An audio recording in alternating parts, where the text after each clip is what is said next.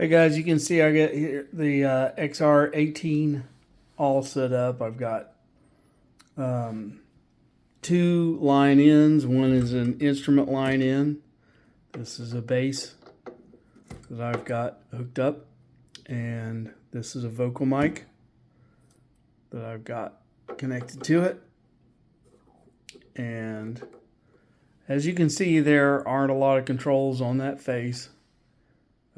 There's very little that you can do on the box itself. Most of the action is going to take place on an iPad or Android, or even possibly a PC or MacBook type of device that connects through Wi-Fi to the XR18. You can see here it's got its own antenna. It's got its own Wi-Fi connectivity. I will replace that with probably some small and relatively cheap router that will provide a better signal. The signal that you get from the built-in Wi-Fi on these Behringers is pretty crap. So I don't usually rely on it too much.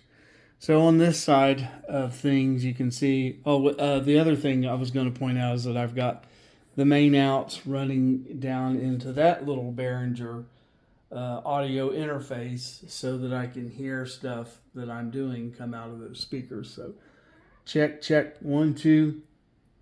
I don't know if that's probably not being picked up on my phone, but you can see here, you can see as I play my bass, the meters are going up and down, and so you can just touch these things and slide them up and down.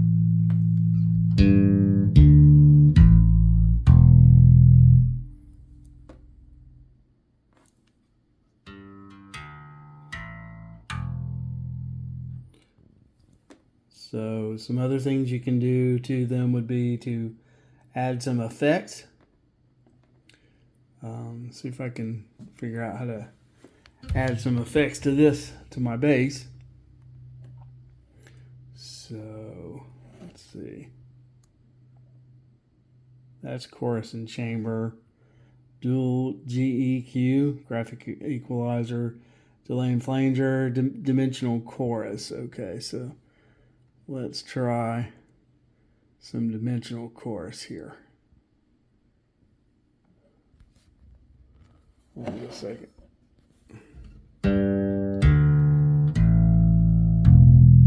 Not really hearing it.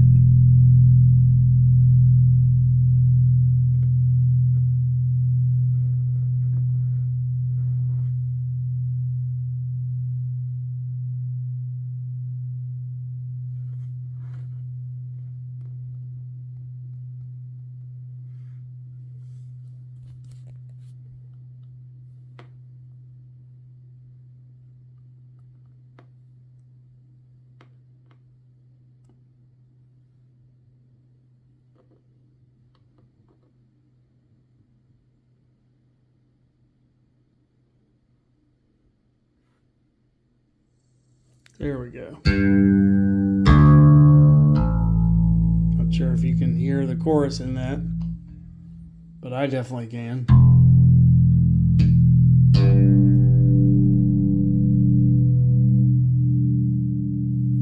So we can see here we got this main and we got all these buses, and we can turn the volume of the main up and down.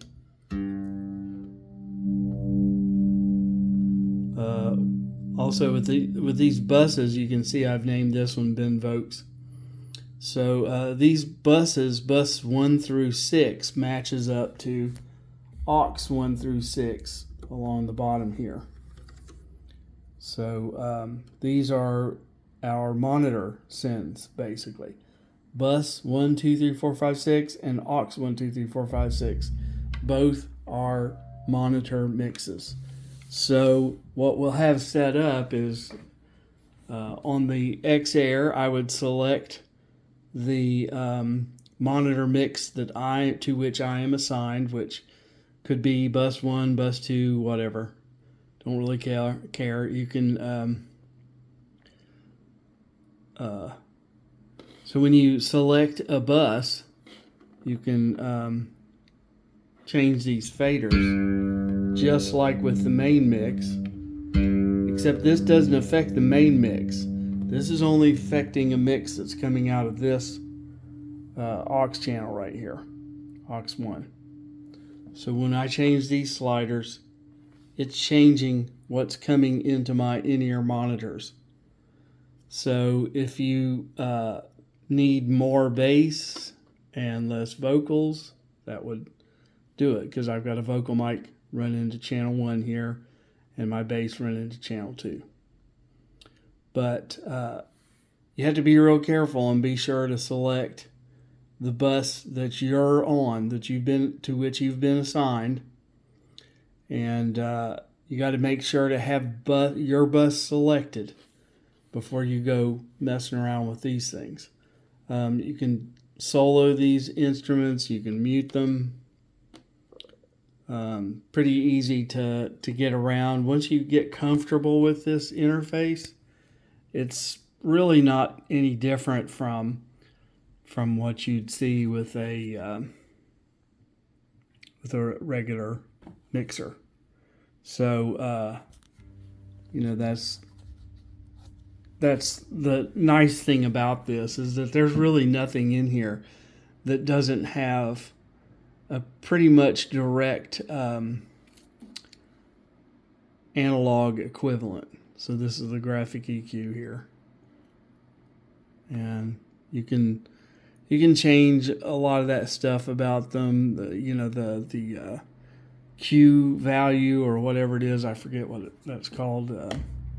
That changes these from that kind of peak to a more of a gentle slope or whatever. That stuff's all in here. You just got to find it. But we've got lots of effects.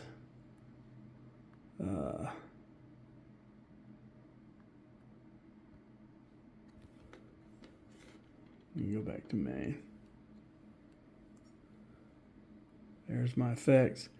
Okay, so if you look here, you can see that we've got like tons and tons of effects, if I can figure out how to do it. Okay, yeah, so we got reverbs, delays, flanger, phaser, chorus, rotary speaker, all that stuff. Plenty of effects in here to get what we need done. So here's some graphic EQs, stereo de-esser. So yeah, tons of stuff in here. We'll have no problems with effects, and being able to really work on EQing and ringing out that room and stuff like that. I think once we get this XR up and running, that it will help out tremendously in terms of being able to make our rehearsals a lot less frustrating, more like we just walk in, set up, and start playing. And because we have the scene saved, these are called scenes, and we can save them and pull them back in. So once we get everything tweaked perfectly for that room, we'll be able to just leave this scene on here.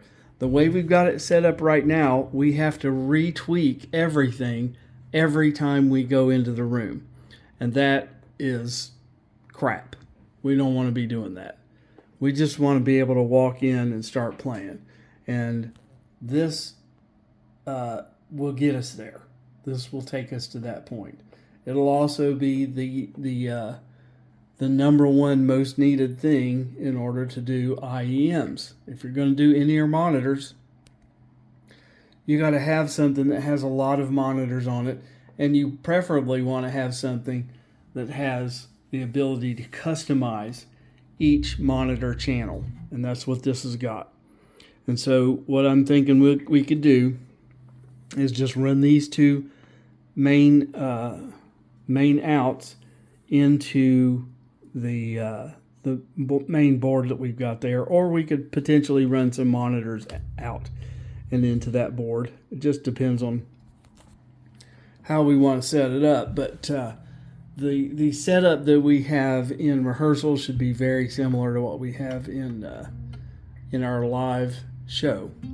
So just keep that in mind, because we won't have that big the mixer that they've got at the rehearsal place. We'll have somebody else's mixer, whomever we hire to do it, and we'll do the same thing with them. We'll just run a couple of main outs into their mixer, and that way they've got signal that's coming into it, and they could set up their own iPad, or we could let them borrow one of ours in order to adjust the individual settings, because they'll need to be able to tweak stuff. You know, if there's feedback, they're going to need to deal with feedback, and that's all dealt with here. So anyway, that's all I got for right now.